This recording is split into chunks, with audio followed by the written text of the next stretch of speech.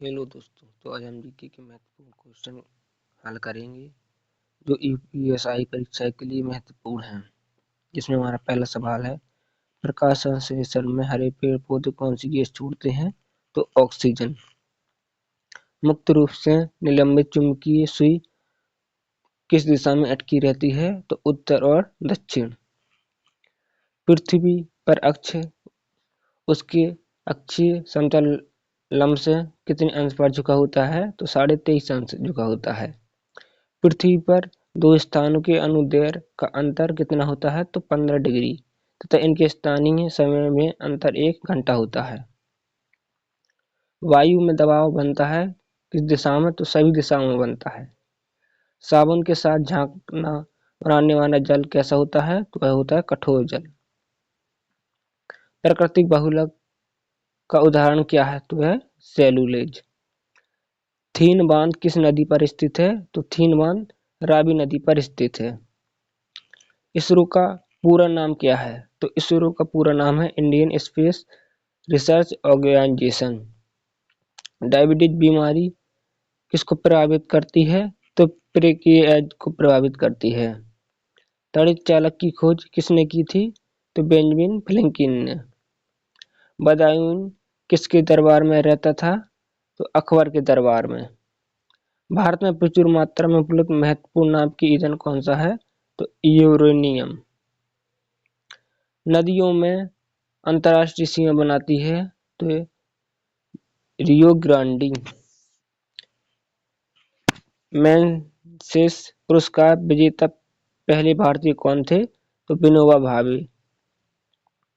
स्वतंत्रता प्राप्ति के समय भारतीय राष्ट्रीय कांग्रेस के अध्यक्ष कौन थे? तो जेपी कृपलानी। कावेरी जल विवाद किन राज्यों के बीच है? कर्नाटक और तमिलनाडु के बीच। पृथ्वी पर सबसे निचला बिंदु कौन सा है? तो मृत सागर। वॉल स्ट्रीट जर्नल समाचार पत्र का प्रतिपादन किसने किया था? तो डेनियल पर्ल ने। 1916 में Akhil Bharatiya home rule league की स्थापना किसने की थी? तो एनी बेसेंट ने। कोसमोस क्या है? तो कोसमोस एक जासूसी उपग्रह है।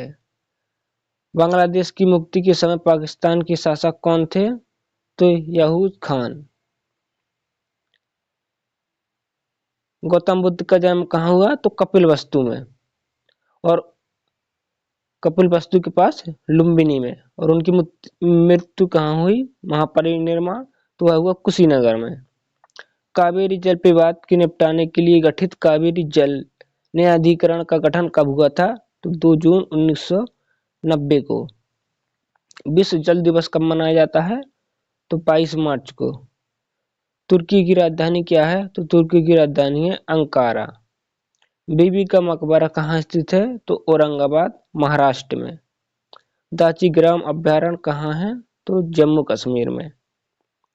बियाना किस नदी के किनारे बसा है? तो डैन्यूब नदी के किनारे बसा है। तपेदिक रोग किससे होता है? तो बैक्टीरिया से होता है।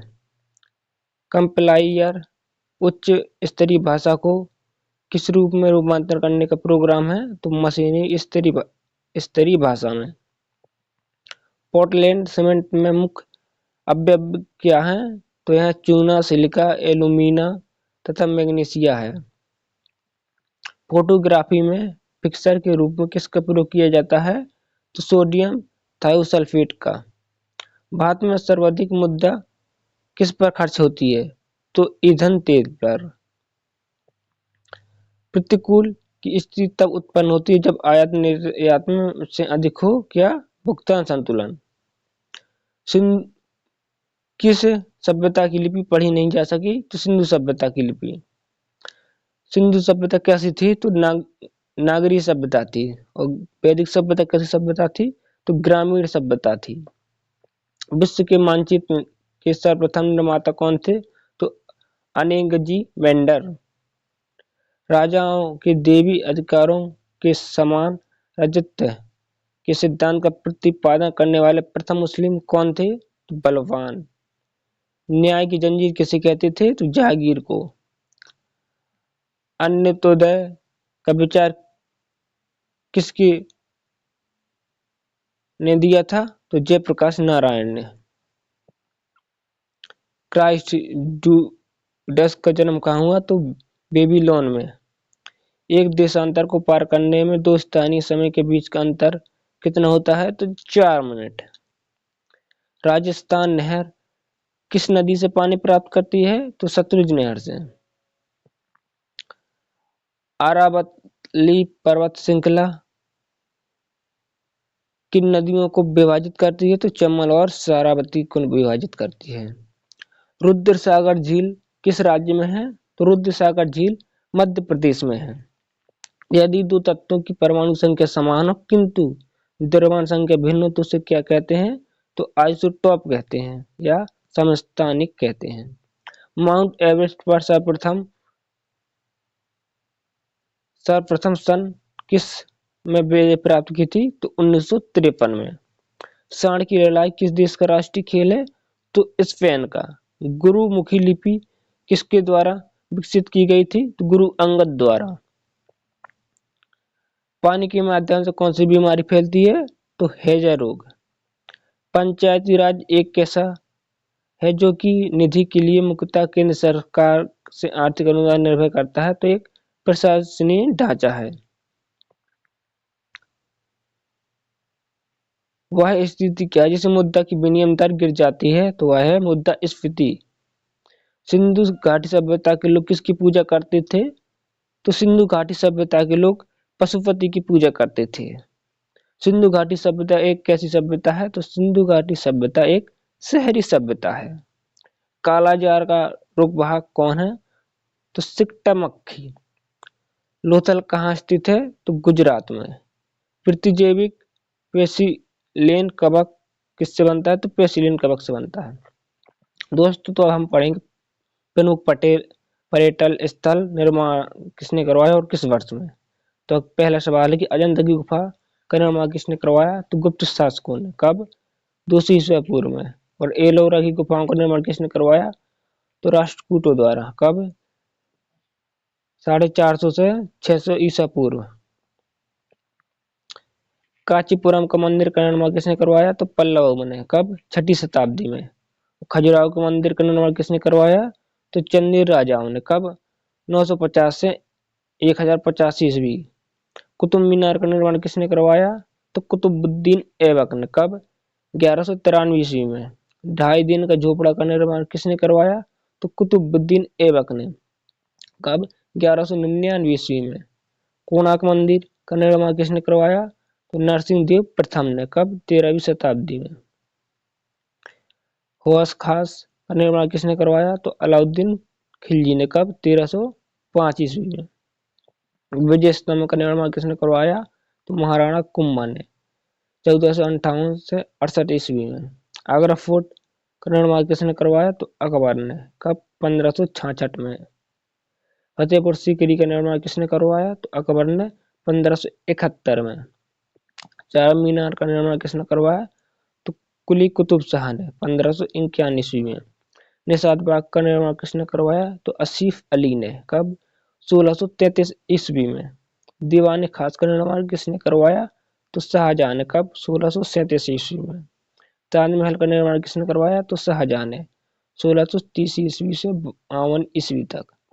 जामा मस्जिद का निर्माण किसने करवाया? तो शाहजहां ने। 1644 ईस्वी में।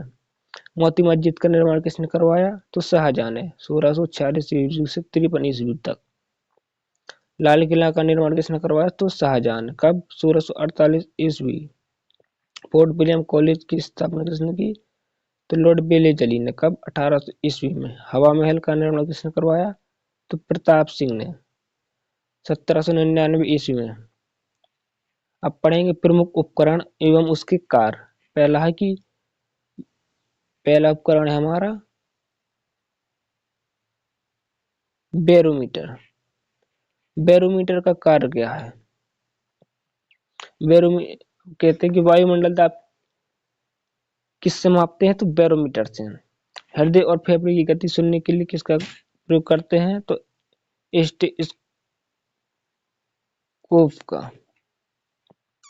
अगला, हृदय की गति की जांच के लिए तो कार्डियोग्राफ, द्रव का अपेक्षित घनत्व मापने के लिए हाइड्रोमीटर, पौधों की जड़ें के दाब मापने के लिए मैनोमीटर, वर्षा का माप के लिए रेंज मीटर, भूकंप की तीव्रता मापने के लिए रिक्टर स्केल, दूध की शुद्धता मापने के लिए किसको करते हैं, लेक्टोमीटर, समुद्र की गहराई मापने के लिए फेदोमीटर, हवा की शक्ति एवं गति मापने के लिए एनीमोमीटर, वायुमंडल की आर्द्रता मापने के लिए हाइग्रोमीटर, भूकंप मापी यंत्र कौन है, तो इस्मोग्राफ, दो वस्तुओं की कोणीय दूरी मापने के लिए सेक्सटेंट, विद्युत धारा मापने के लिए अमीटर, पहिए द्वारा तय गई दूरी मापने के लिए ओडोमीटर, पौधों की वृद्धि मापने के लिए तो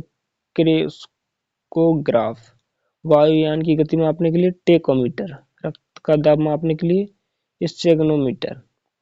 इसके बाद हम पढ़ेंगे मात्रकों की पद्धति। एक नॉटिकल मील बराबर होता है 1.852 किलोमीटर। एक माइक्रो क्रोन बराबर हो 0.001 मिलीमीटर। एक नैनो सेकंड बराबर हो 10⁻⁻9 सेकंड। एक अशक्ति बराबर हो 746 वोल्ट। एक फेदम बराबर होता है 6 फीट। 0 डिग्री सेल्सियस बराबर 32 फारेनहाइट। -40 फारेनहाइट बराबर होता है -40 सेंटीग्राड। तो दोस्तों हमारी क्लास यहीं तक थी, फिर मिलेंगे, जब तक के लिए जय हिंद।